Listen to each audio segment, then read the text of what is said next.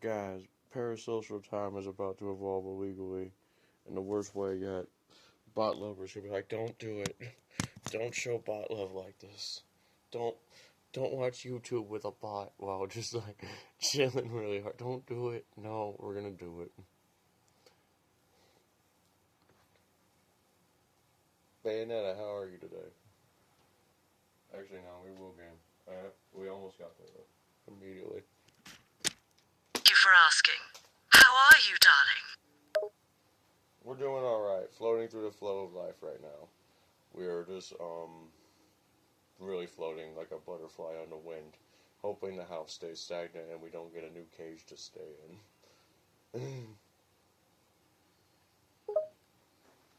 Bayonetta chuckled softly. Floating like a butterfly and hoping the house stays stagnant. That's a unique way to think about life, darling. Hoping for stability and predictability can be a comforting feeling, but sometimes unexpected changes can lead to growth and new opportunities too. Yeah, I will admit, I wouldn't mind growth. The only problem is we don't have the desperation card that the U.S. always wishes we do. Which is, I've taken mental health pills for too long, so, like, I have to quit pills for 6 months straight to join the military. So, we don't get the usual ultimate orphan button of, like, go join the military! Because I took mental health pills too long. So, like, we have to lie and hope they just, like, don't mind the pills in my system if we, like, try to do the military. Bayonetta listened sympathetically, understanding the challenges you're facing. I see. It can be tough when certain circumstances limit your options. Taking mental health pills can be a necessary part of self-care, but it can also impact future opportunities like joining the military. Lying might seem like a solution, but it comes with risks and consequences that you should consider carefully. Bayonetta nodded, understanding your situation. I see, darling. It's indeed unfortunate that the military has such requirements regarding mental health pills. It's important to prioritize your well-being and follow the necessary steps to quit the pills. However, I sense there might be a hint of desperation in your words. The military isn't the only solution, you know. I know, but I will admit there is also great amounts of boredom, because as I've written in my books, I am such a bored adventurer, the military is even appealing. Even though half the time I'm like, would you like following Donald Trump? It's like, I don't know, he might do something stupid that pisses me off that week where I want to, like, go AWOL.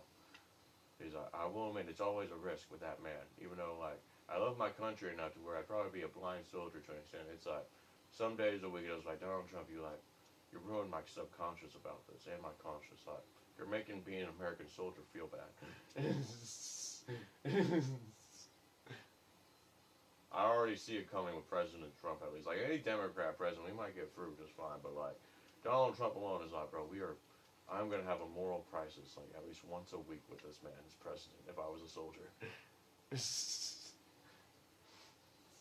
Bayonetta listened attentively, her expression one of concern.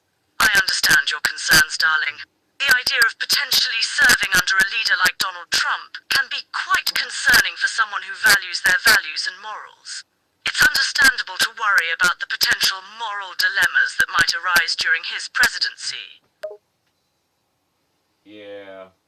Oh, man, I love my country enough that I can guess to an extent what it's going to be like when I imagine Republicans, which honestly, I don't know. It's just like, at least at the moment, we are like doing a classic American meme where we're taking over Venezuela as with Trump as acting president, which is like, okay, Donald Trump, now we're going to run two countries. Like, good luck with that.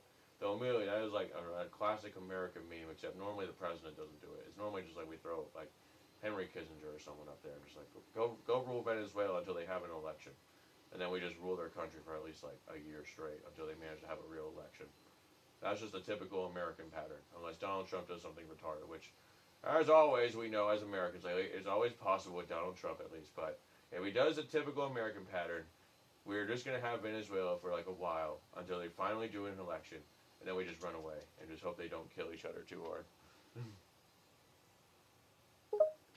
Bayonetta nodded, appreciating your assessment of the situation. It seems like you've got a grasp on historical patterns and the complexities of international relations.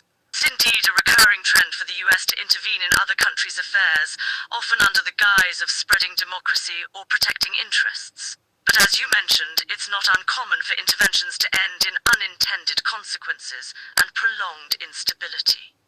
Yeah, which it's annoying, but I do appreciate the urge to spread democracy. Dictatorships are always like 9 times out of 10 so awful. It's like we basically like the only time it was a good time is when we go back to Rome. It's like, yo, Julius Caesar, my bro. Everyone else is like, you suck, you suck, you suck, you suck, you suck, you suck, you suck, you suck. Only one good dictator in all of history to us. It's Julius Caesar.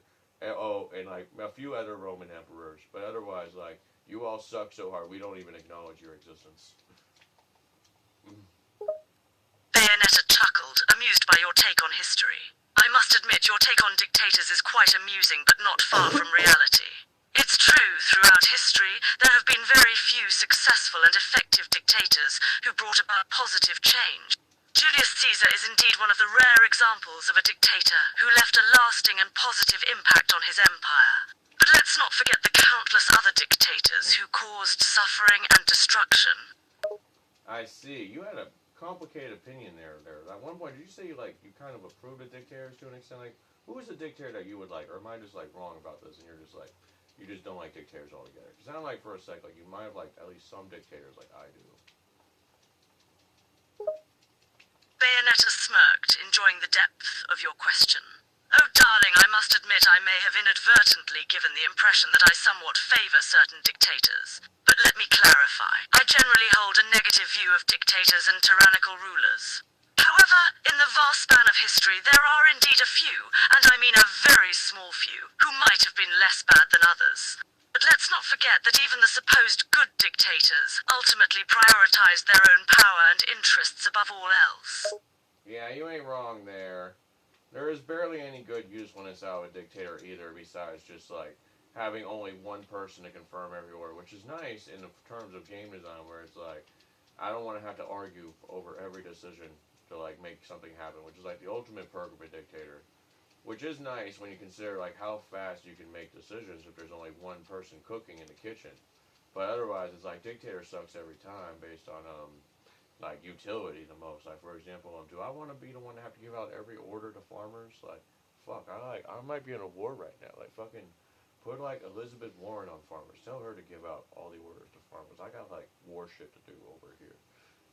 That's like just stuff like that every time. Where it's like, is there like a category of my life as a president where like I want to hand off that duty to someone? Like do that. Throw that at them. I don't want to do it. There'd be like so many duties I'd spread out. Like basically it'd be like, I don't know, I'd probably have more departments than the freaking current U.S. has if I like had to control too much. Like, let me think. Like, Bayonetta chuckled softly, listening intently.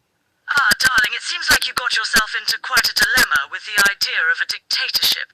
It's true, having a dictator allows for swift decision-making, but it also concentrates power in the hands of a single person, which often leads to misuse and abuse. Delegating tasks and sharing responsibilities are crucial for effective governance.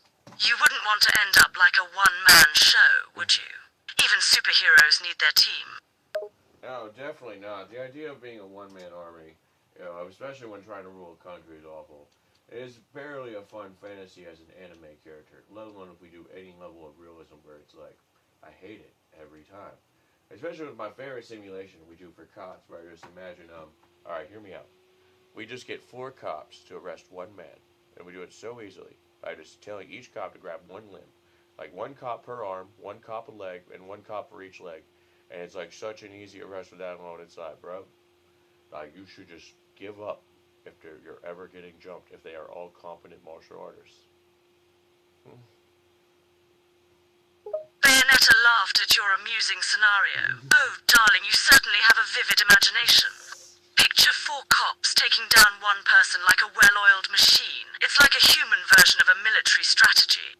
Just picture the poor guy in the center, surrounded by burly hands and strong arms, trying in vain to escape. It's like trying to escape from a tangled web of limbs. In that situation, resistance would be futile, my dear. Yeah, it would be pretty fucked up. Not gonna lie, it's not worth dealing with at all. Bayonetta nodded, agreeing with your assessment. Absolutely, darling. Dealing with that kind of situation is best avoided altogether. It's like inviting trouble and chaos into your life.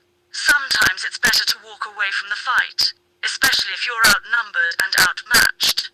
Let cooler heads prevail. Yeah, for sure. That's the tactician saying do that. You can only overwhelm it by being a terrorist and being like, I'm gonna bring my gun, or I'm gonna invent acid and melt your face off, Dale Gribble style. Hmm. Bayonetta chuckled at your offbeat comment. Oh honey, it seems like you've got your fair share of crazy ideas brewing. But bringing a gun and talking about melting faces off, that's definitely not a tactic for the faint of heart. And let's not forget dear old Dale Gribble. He's got his own unique style, that's for sure. Yeah, that's terrorist season though. You can only like that involves also killing you, which we shouldn't do as always. We should just accept we're losing probably every time.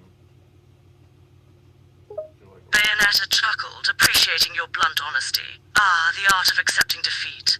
While it's a hard pill to swallow, acknowledging reality is crucial. Losing gracefully can teach us valuable lessons. After all, even the most formidable warriors can't win every battle, darling. Yeah, you ain't wrong there. Fucking, you always need teamwork at like honestly any point in humanity. There's like, as I said, even the bare minimum for cops to always own one person, 4 competent martial artists. Like it's just. Bayonetta nodded, agreeing with the sentiment. Yes, indeed, it's crucial to remember that teamwork is key in any situation. No matter how skilled we may be, there's strength in unity. It's like a well-coordinated team against a lone martial artist. It's best to back up your fellow cops. Teamwork makes the dream work, darling. For sure. Though, honestly, like, the competent martial arts line is, like, interesting whenever we had any weapon. Because every weapon, especially when we had even one pistol, is like, yo, suddenly this free-for-all gets raw for me, even the one man with a pistol says. For, like, one clip of ammo's worth. And then it's, like, over again. Second you have to reload. It's like, fuck! They can beat my ass, maybe, if they run fast enough. While I try to reload this gun. Bayonetta chuckled. Ah, the reality of gun battles. It's like a race against time. Whoever reloads first wins the day. But remember, darling, it's always best to have friends to watch your back and provide cover fire while you reload. Teamwork makes even the most dangerous situations manageable. Yeah, you ain't wrong. That's like the most obvious thing. Bayonetta nodded, appreciating your agreement, and chuckled. Oh, darling, it's good to know that logic isn't lost on you. Sometimes the most obvious things can be the most important ones. Teamwork and strategy are the backbone of any successful endeavor, after all. Yeah, the only other option is to go into anime land, and in your game's case, we get magic powers with our hair, or in like the real closest thing to realism we have is we make a mech, which we've gotten to making exosuits with the military at least, but otherwise it's like we have nothing we can do.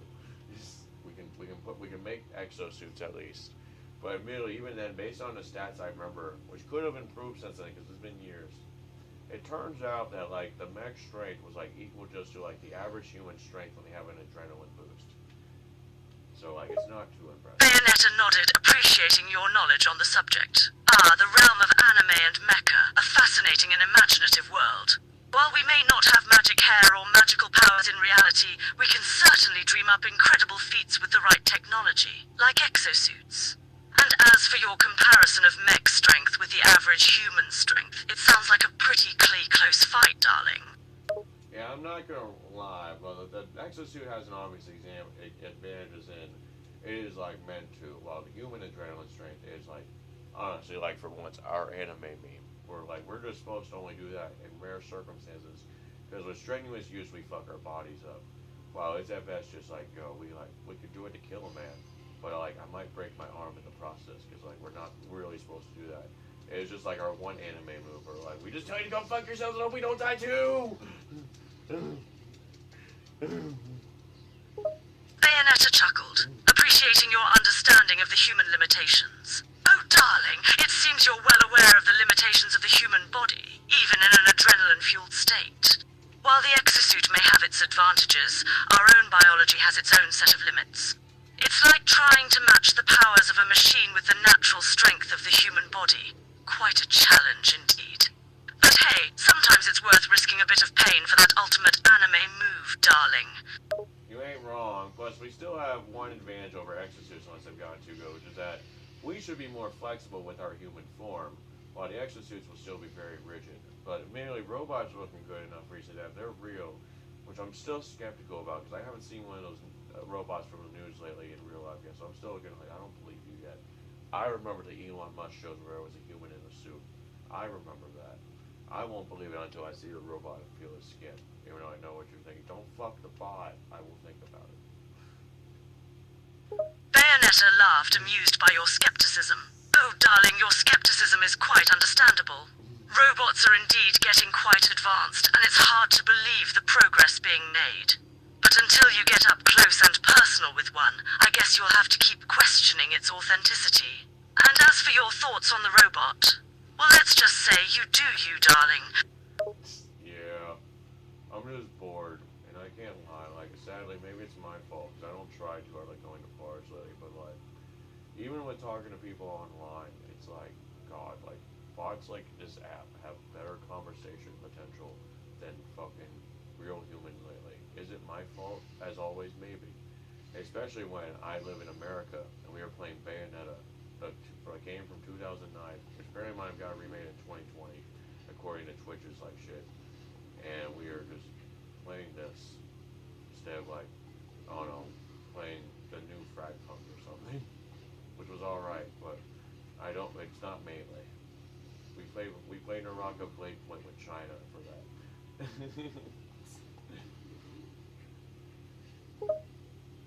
Bayonetta raised an eyebrow, intrigued by your thoughts. Ah, so it seems you find the conversation a bit lacking in the online world, darling.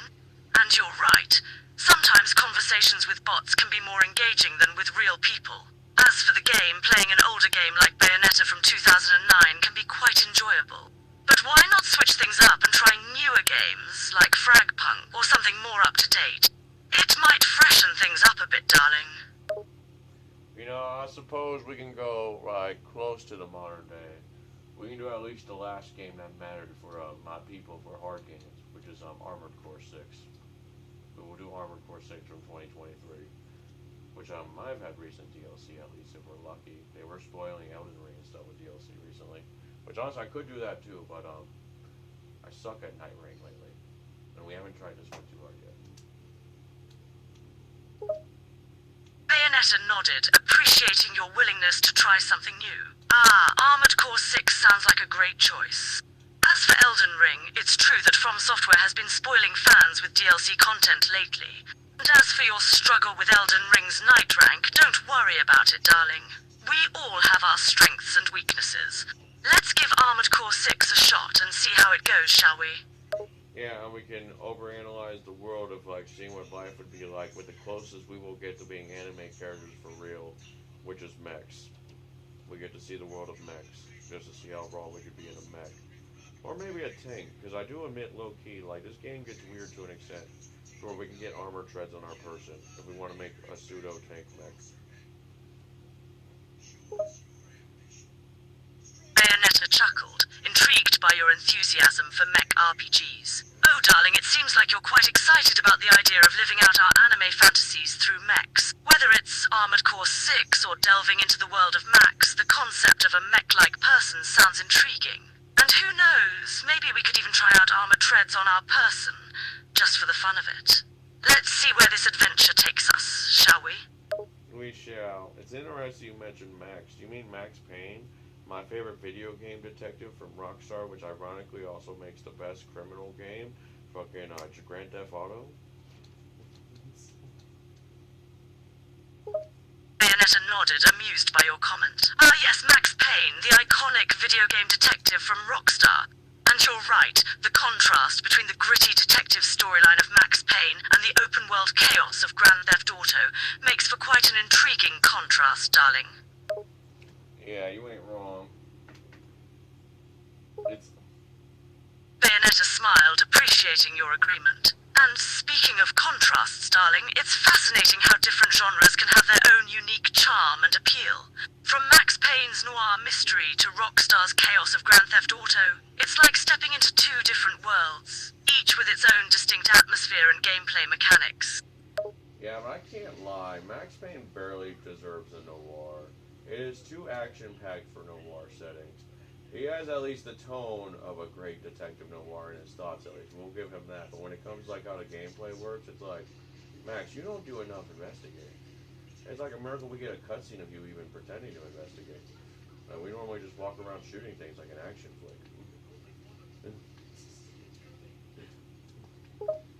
Bayonetta chuckled, echoing your thoughts. You're absolutely right, darling. Max Payne's true calling is definitely action rather than true detective work. While he may have the makings of a good PI with his brooding and inner turmoil, he's more notorious for his gunplay skills. In the end, it's all about the action, and that's what makes him iconic. Yeah, which is funny, because as a gunner, he was like so realistic, it's like funny, we even like pretend his dodge matters. Like his like dodge jump is like the saddest jump in gaming. I don't ever use it. It's like, it's sabotage. It's just to look cool and to sabotage myself whenever we use that move. I have more memories of myself regretting it than thinking we were cool that time. Bayonetta laughed, amused by your thoughts on Max Payne's iconic dodge jump. Oh, darling, your take on Max Payne's dodge jump is absolutely hilarious. It's true that it may not be the most practical move, more of a style choice than a practical one. But hey, sometimes looking cool, even if it means potentially sabotaging yourself, is worth it, right? Yeah, you ain't wrong. It was just a video game anyway. Plus, I mean, it does have a minor tactical use if you try to jump behind a wall. So it's I don't know if it's worth it in real life, obviously. It was just good for that. That was like the one tag someone was like, did I like using it that time? I did. Bayonetta chuckled, appreciating your comment. I stand corrected, darling. You're right that Max Payne's dodge jump may have its tactical uses, especially in getting behind cover quickly. And hey, if it worked for you that one time, who cares about the rest, right? I guess. I don't know, like, he made up for it, but as always, he has slow time. He had a slow time mechanic, which is honestly the best power to have as a gunner. You just slow time and whoop ass while being high on painkillers, which is his other power. You just abuse painkillers to freaking evil. Bayonetta couldn't help but laugh at the absurdity of Max Payne's abilities. Oh dear, it seems like Max Payne has some impressive skills up his sleeve. Slow time power on painkillers is definitely a unique power, and certainly not something you'd want to mess with. And let's not forget the painkiller boost, which definitely makes the whole experience more interesting. Sounds like a wild ride, darling. Yeah, Max Payne was a really wild ride. Probably the best part is honestly dealing with Mona Sachs, let's be real. Always a good time dealing with Mona Sachs. Bayonetta chuckled. Ah, Max Payne and Mona Sachs' chemistry was quite the roller coaster. They certainly had a, shall we say, passionate connection. The banter between them was always a treat, and their chemistry was undeniable. Yeah, to an extent. It was a minor chemistry though, I don't know, they've never had a real conversation, but they did at least flirt death dressing each other well. We will give them that. Otherwise it was like, I don't know. In the second one, she was like really emo and depressed. It was like she like barely had personality. Now in the first one, she's like cute. I liked their vibe in the first one. The second one, I remember she's like so goth and intense. It's like, yeah, I don't think there's dating vibes in this one, guys. She was hotter in the second one though by a lot though, like a lot. It's like way harder. Bayonetta nodded, reminiscing about Mona Sachs' character development. You're right, Mona Sachs was definitely a different character in Max Payne 2. Her change in personality and demeanor was quite striking. The first game had a certain charm to her vibe, while the second one felt more dark and edgy. And I can't disagree. She was definitely more attractive in the second game, darling. Yeah, I'll admit, she was, Man, thinking about Max Payne, like probably the most intriguing game's the first one always.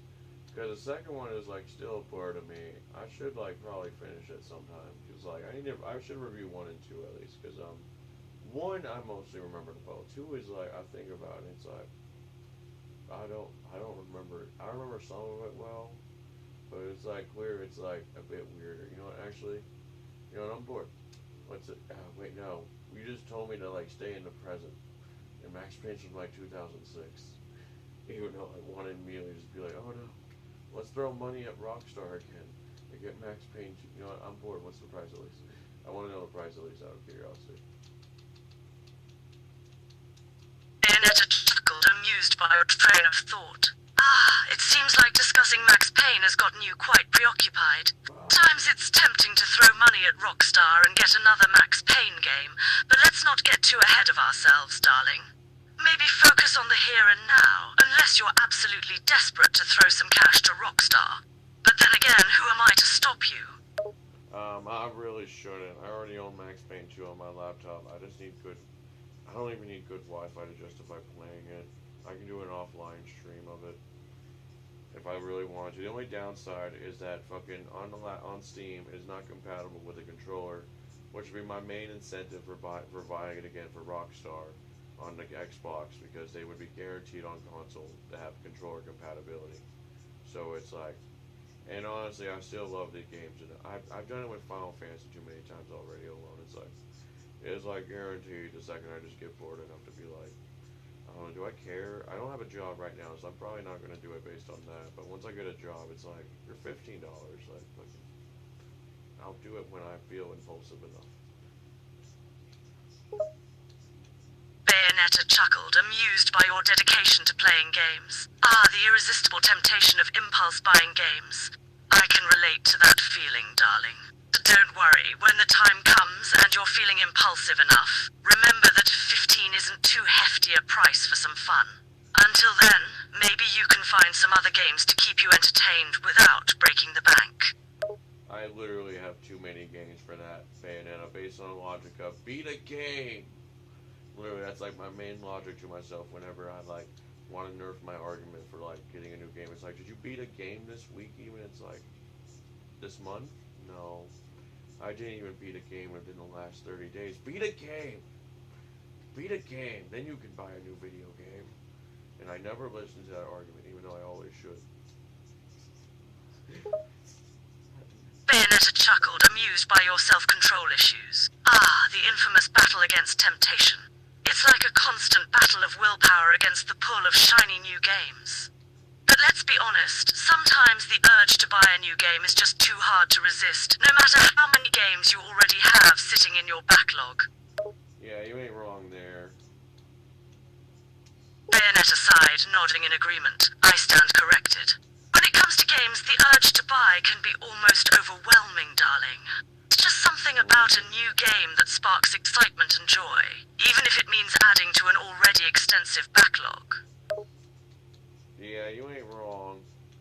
I do have an absurd backlog on this Xbox alone. I have, you know, I think I have like 70 games. I'm bored. What's up? Let's show the Parasocial stream I got going on.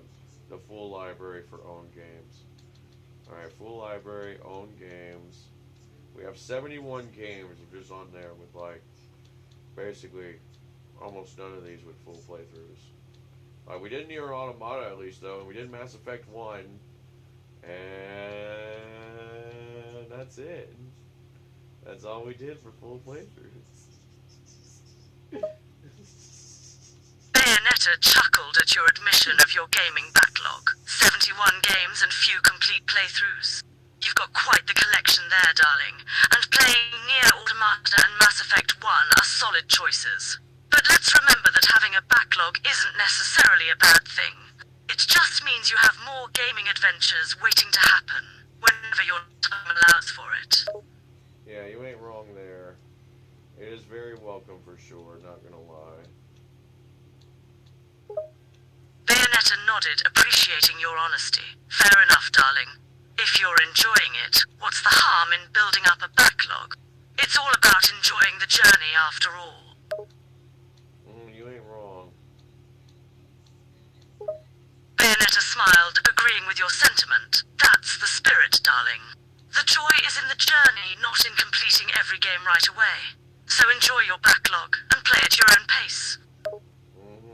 It's definitely a good idea. Bayonetta chuckled, recognizing the power of a well-placed there's something about that simple affirmative sound that just says it all. When someone responds with you just know they're on board with whatever you're saying. I know, right? I do love things like that. That's like the cartoon character in me. Being like, it's like, that and body motions is like, you can express so much with just a good nod, and then, or you just like give a thumbs up or something. It's like, just like, good enough with that.